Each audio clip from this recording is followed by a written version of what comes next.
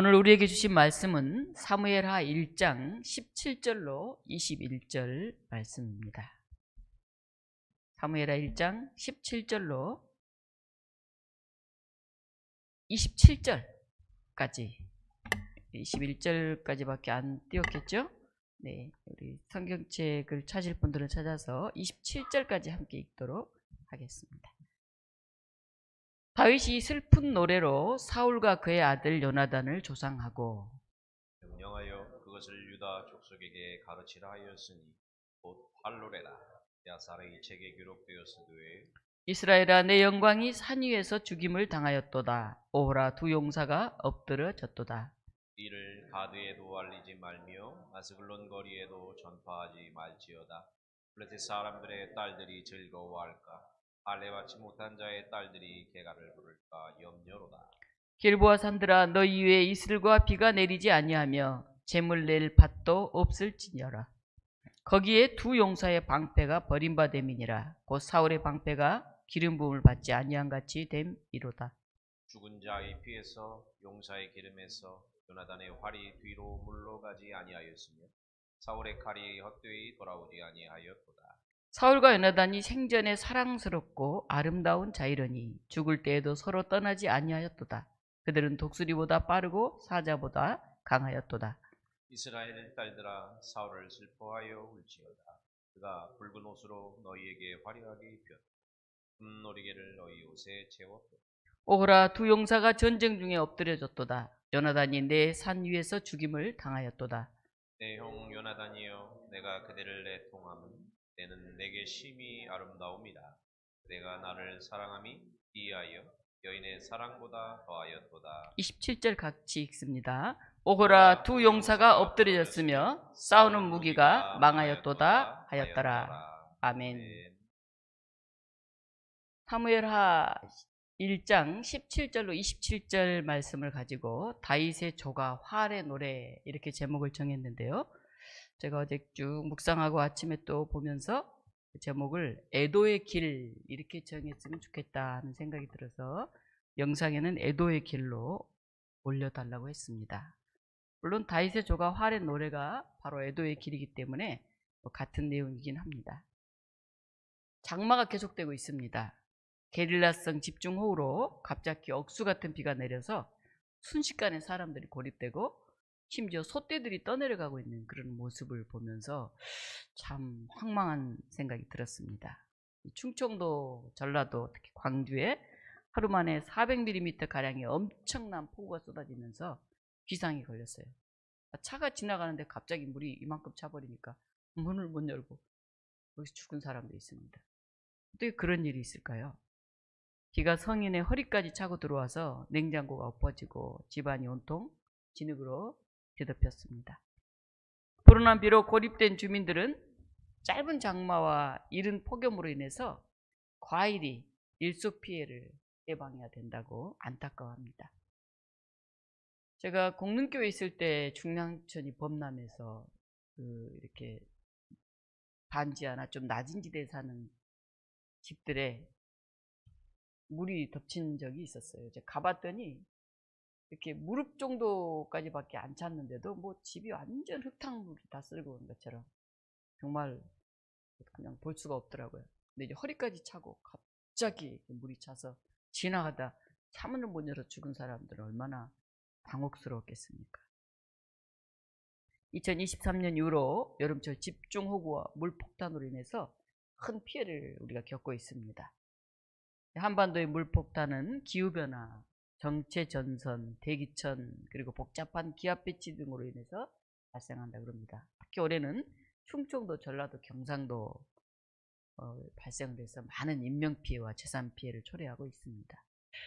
우리 높은 지대에 있는데도 또 예배당이 이제 지층에 있기 때문에 비가 오면 굉장히 신경이 많이 씁니다. 또 건물이 40년이 넘어서 옥상이라든가 이런 데 아무래도 이렇게 방수가 철저하지 못한 것 같아요. 그래서 늘 비가 오면 요즘 자다가도 그냥 마음이 조마조마하는 느낌이 듭니다. 최소한 50명 이상의 인명피해 사망, 또 3명 이상의 실종, 또 35명 이상의 부상, 가축이 폐사되고 수확기 논이 피해를 입고 일종의 작은 전쟁이라고 할 수 있을 것 같습니다. 그래서 이걸 해결하기 위해서는 기상예보를 더 정확하게 해야 된다. 대비할 수 있어야 된다. 그리고 현대화된 배수시설이 필요하다. 옛날에 갑자기 비가 이렇게 많이 오진 않았어요. 조금 오고 또 맑고 또 오고 맑고 했는데 지금 막 게릴라성 집중호우가 오지 않습니까? 그리고 시민들의 안전교육이 필수적이다. 그런 얘기를 합니다. 그동안 지나가던 뉴스로만 들었던 2년 전 폭우로 인해서 실종자 수색에 동원되었다가 사망한 최수근 일병 사건을 한번 자세히 찾아보았습니다. 2023년 7월 19일 경북 예천 황지리 보문교 일대에서 폭우로 인한 실종자가 발생했습니다. 그래서 군인들이 갑자기 수색에 동원되었는데 구명조끼나 안전장비도 없이 통신병이던 최 해병이 겨우 이제 입대한 지 4개월이 채 못 된 그가 그것이 투입되었었는데 그런 수영을 할 줄 몰랐다 그래요. 그러니까 참 위험한 자리에 간 거죠.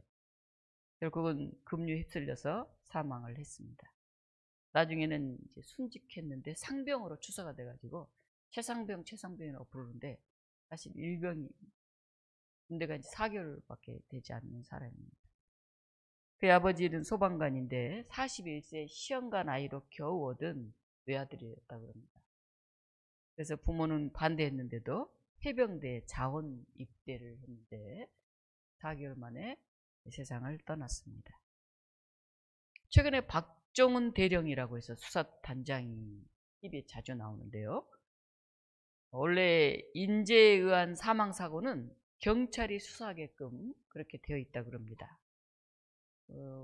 인재에 의한 사망이기 때문에 군 안에서 쉬쉬하고 해결하면 안 되니까 경찰에 이렇게 수사하게끔 되어 있나 봐요.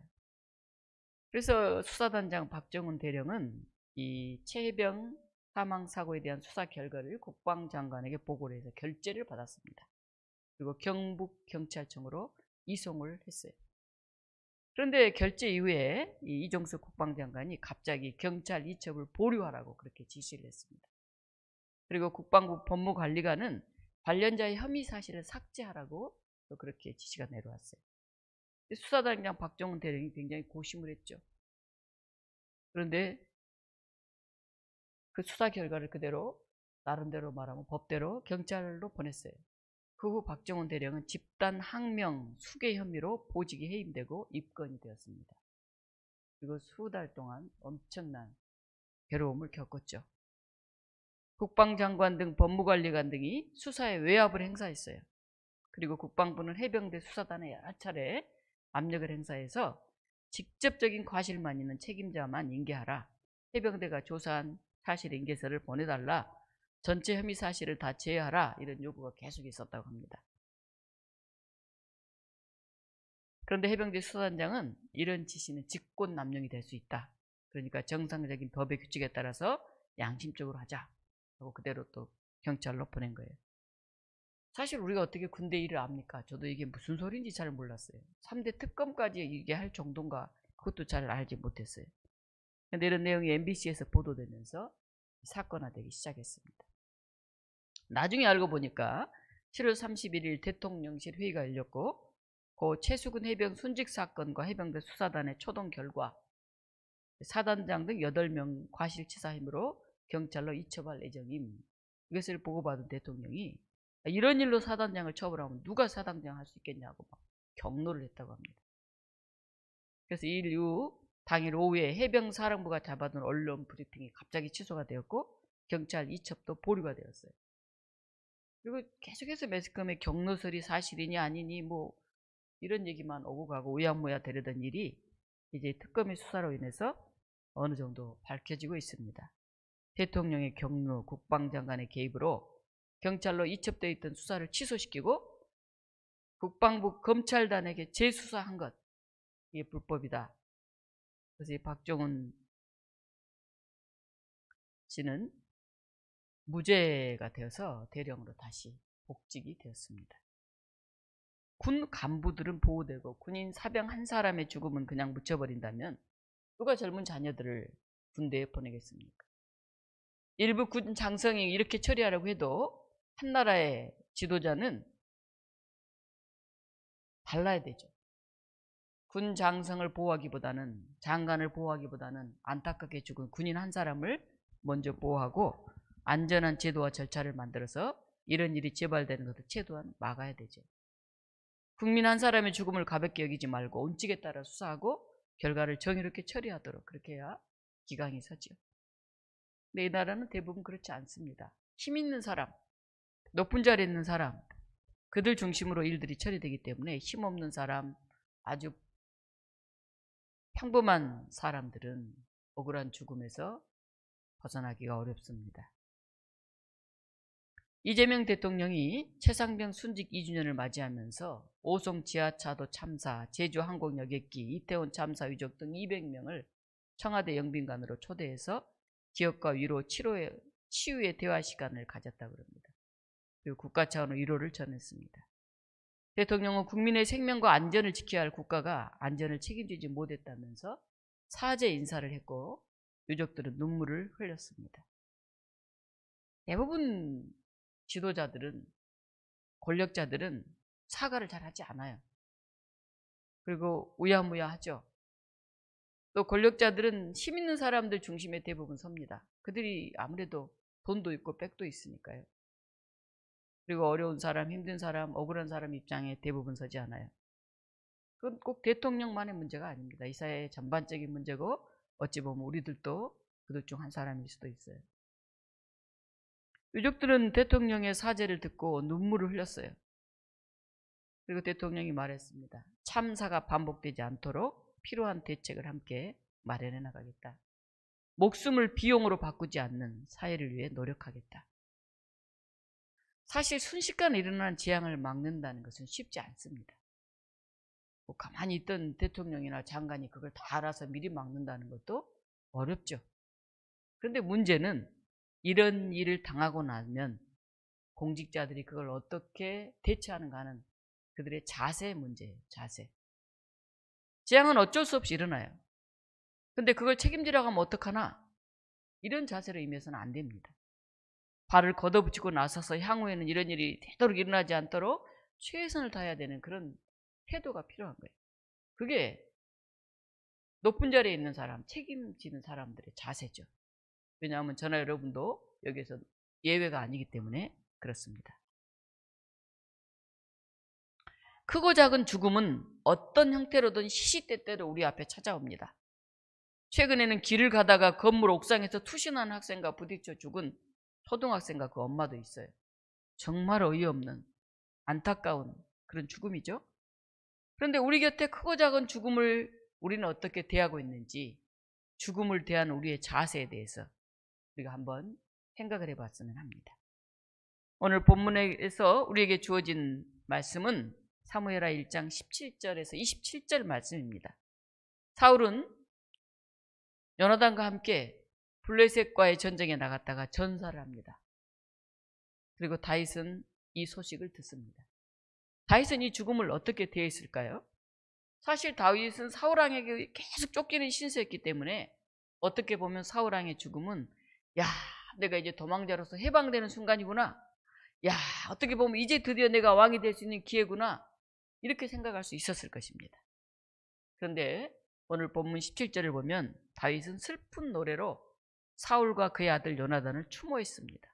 그리고 그것을 유다 족속들에게 가르치라고 합니다.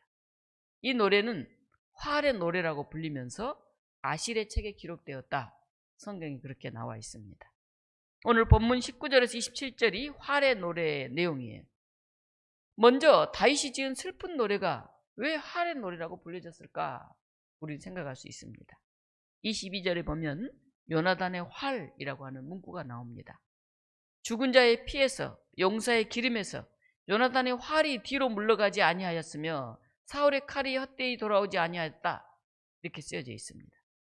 생전의 용맹한 무공에 대한 그런 찬양이에요. 요나단이 활과 사울의 칼이 적들의 피를 쏟게 하고 기름을 묻혔다는 것, 그것은 저들이 생전에 무찌른 적들의 수가 정말 많았다고 하는 그런 표현입니다. 사울왕과 요나단은 베냐민 지파였어요.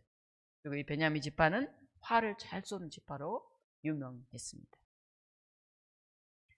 사무엘상 20장에 보면 요나단이 활을 통해서 다윗을 구해준 그런 얘기가 나옵니다.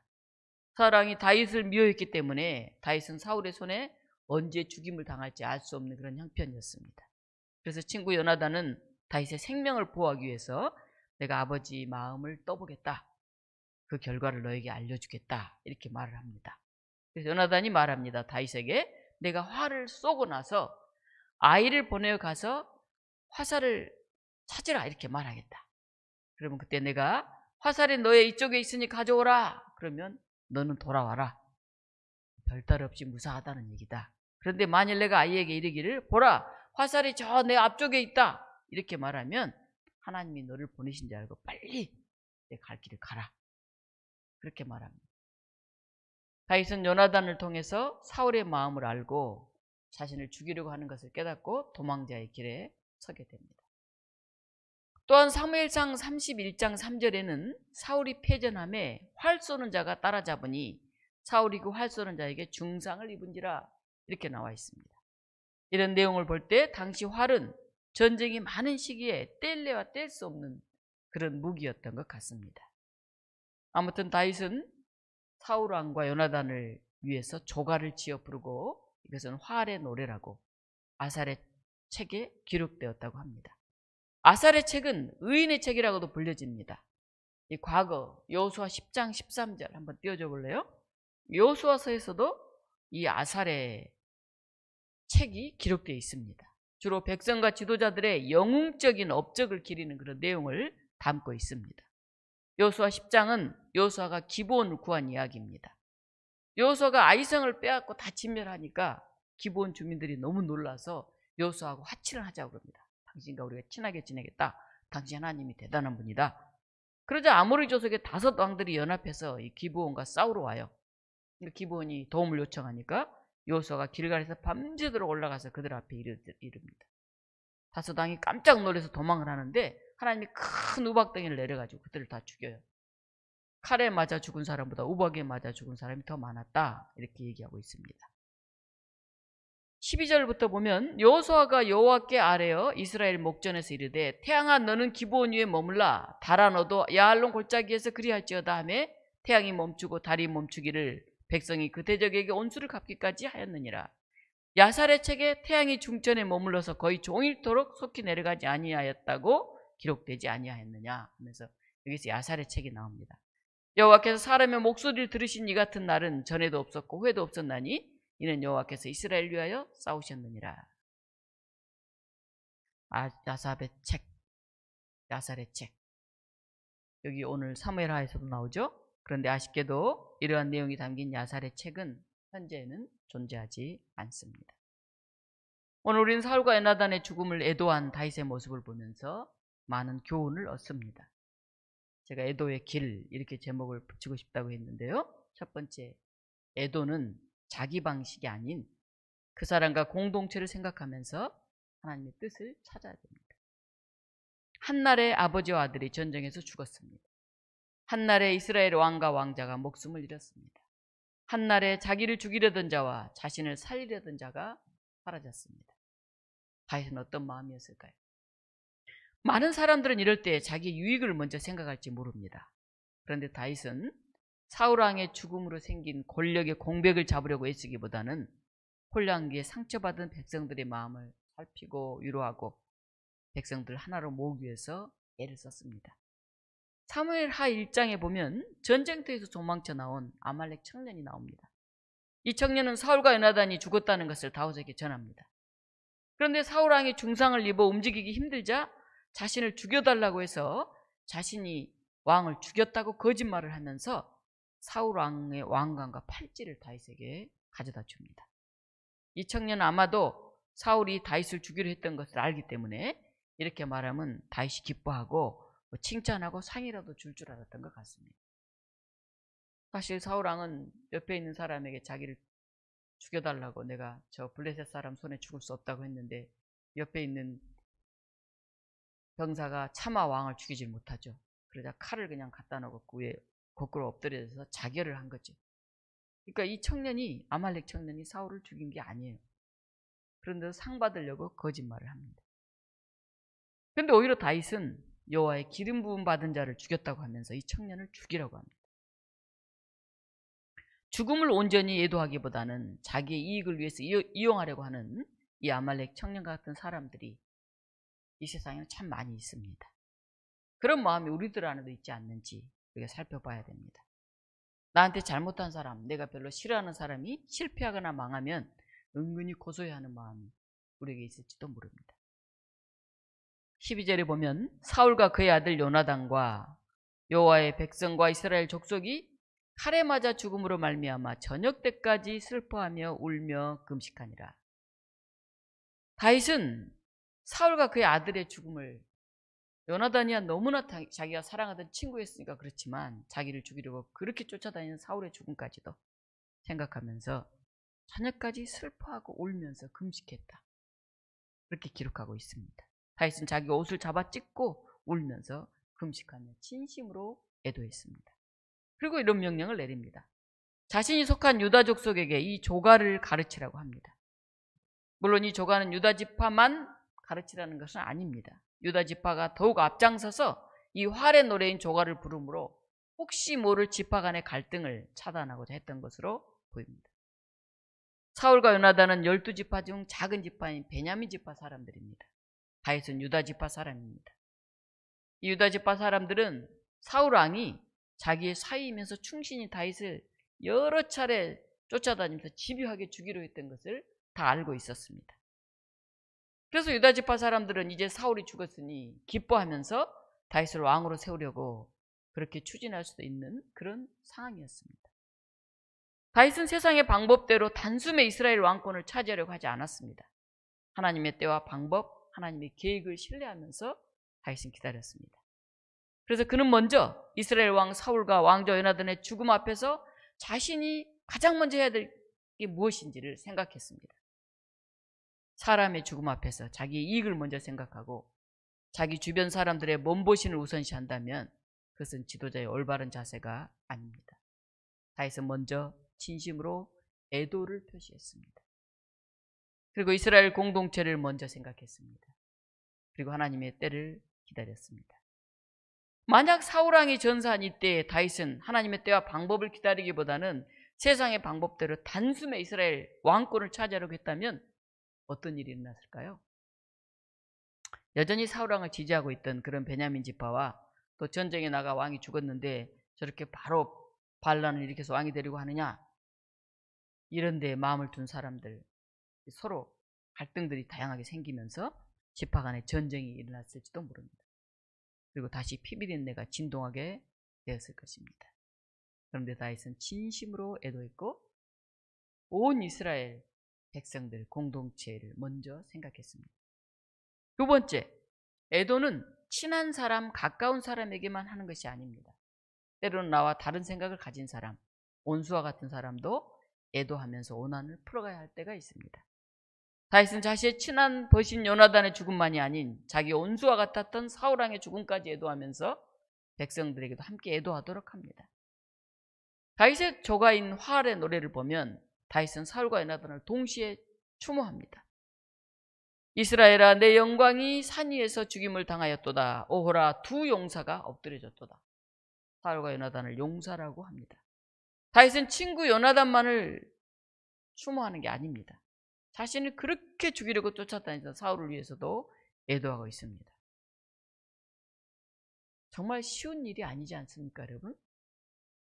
그리고 23절에 보면 그들은 독수리보다 빠르고 사자보다 강하다 이렇게 말합니다.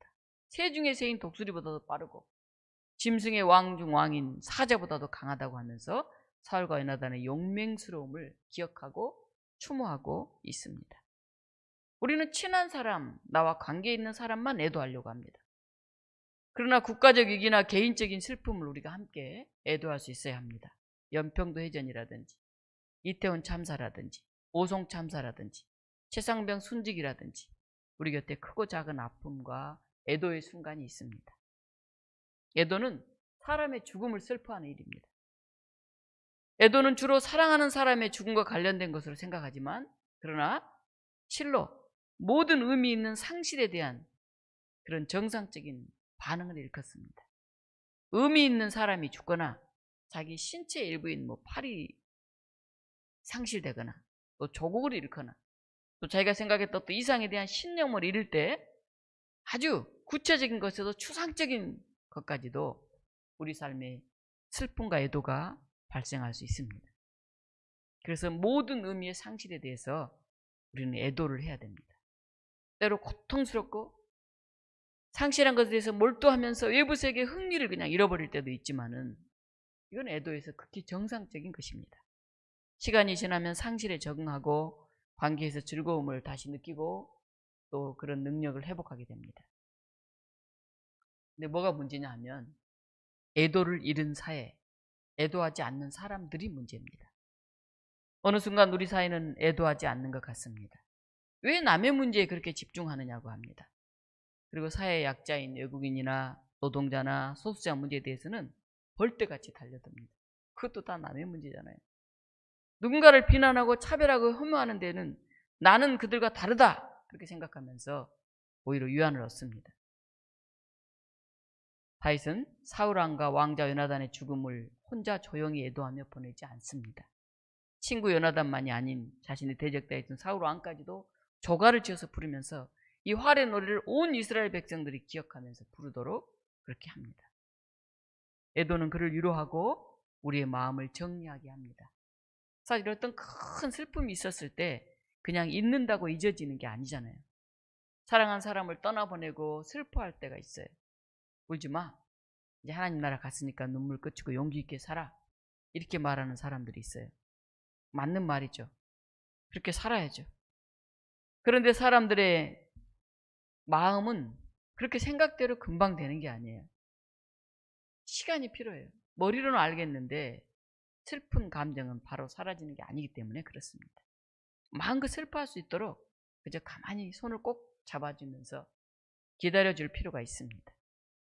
슬퍼할 때는 온전히 슬퍼해야 됩니다.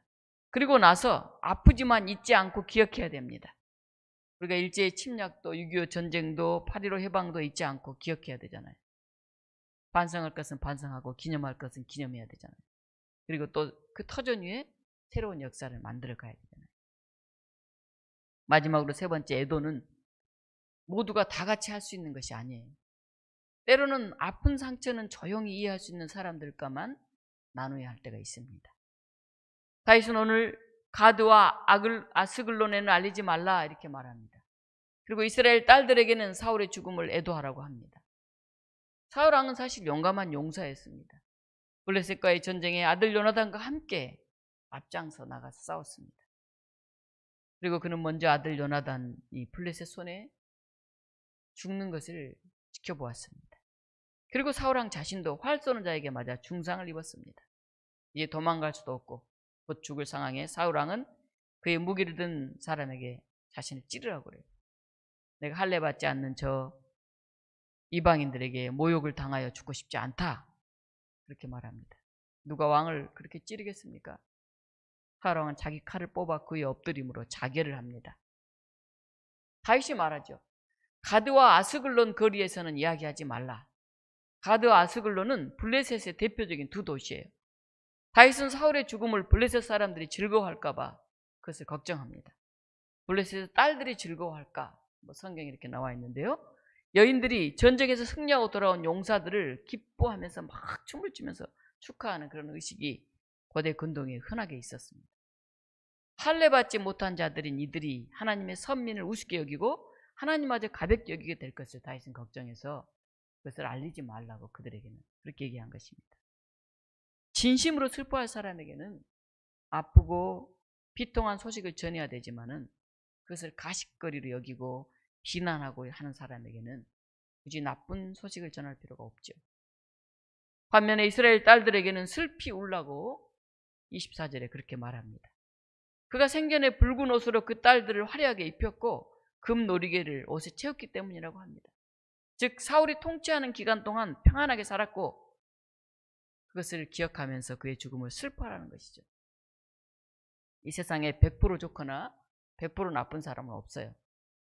속상하게 했던 것, 그의 부족한 것, 그것은 조용히 묻어놓고 생전에 그가 남긴 좋은 것, 아름다운 것, 그것을 기억하면서 기릴 수 있어야 합니다. 사랑하는 교회 여러분, 우리는 수많은 애도의 순간을 보내면서 살고 있습니다. 눈을 뜨고 하루를 시작할 때면 오늘 또 하루를 어떻게 살아갈까, 어떻게 하루를 견딜까 하면서 내가 짊어진 삶의 무게, 나를 넘어뜨리는 아말렉 같은 사람들 사이에서 우리는 하루하루를 살아갑니다. 세상은 아말렉의 거짓과 유혹으로 끊임없이 우리를 흔들어댑니다. 이제 네가 다 할 수 있어. 네가 왕이 될 거야. 네 마음대로 해.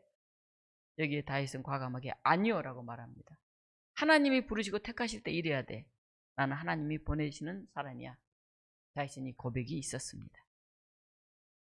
여러분은 수많은 애도의 시간들을 어떻게 감당해내고 있습니까? 슬퍼할 것은 슬퍼하고 떠나보낼 것은 떠나보내고 이겨낼 것은 이겨내야 합니다. 근데 우리 힘으로 다 감당할 수 없기 때문에 때로 우리는 가까운 사람, 가족들에게 투정도 부리고 또 하나님께 기도하면서 하나님 왜 나에게 이런 아픈 일을 주십니까? 이렇게 하소연도 하지만은 결국은 우리는 주님께 모든 것을 맡길 수밖에 없습니다. 눈 감지 말고 애도할 것은 온전히 애도하면서 주님 주신 능력을 간구하시기 바랍니다.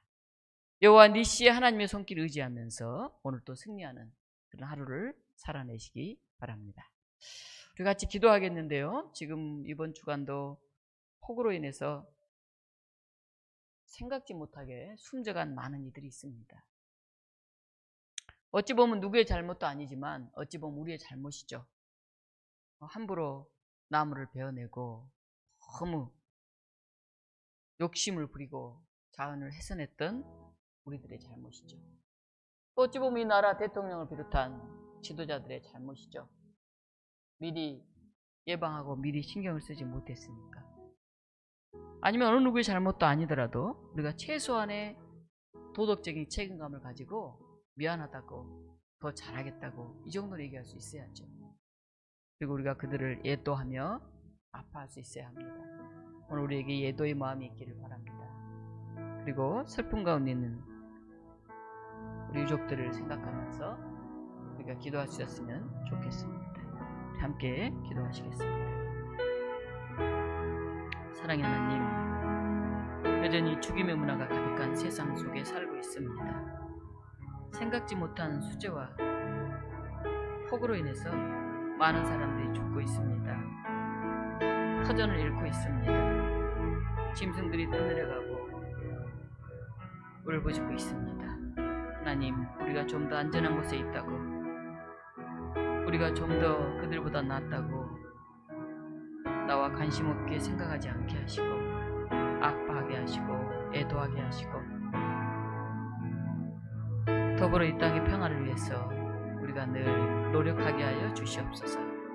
특별히 이 땅의 지도자를 비롯한 책임 있는 자들이 더 정성을 다하게 하시고 더 겸손 앞에 그들에게 다가가게 하시고 늘 국민들의 안전을 위해서 가난한 사람들의 건강을 위해서 애쓰는 그런 좋은 나라가 되게 하여 주시옵소서.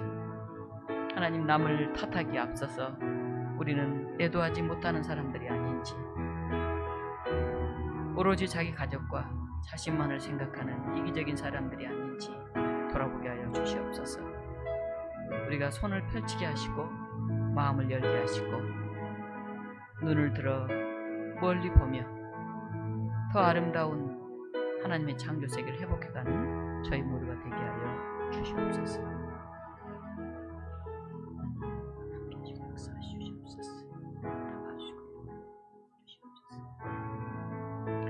생명의 하나님, 이 시간 아쉬운 마음, 안타까운 마음으로 기도합니다.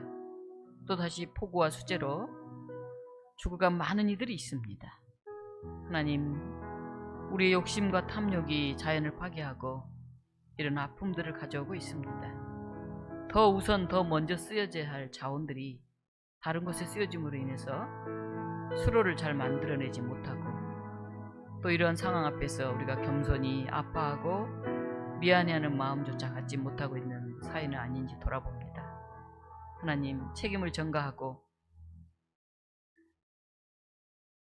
스스로를 겸손하게 내려놓지 않는 이 사회에서 우리가 다시 한번 하나님 앞에 무릎 꿇게 하시고 회개하게 하시고 뉘우치게 하여 주시옵소서.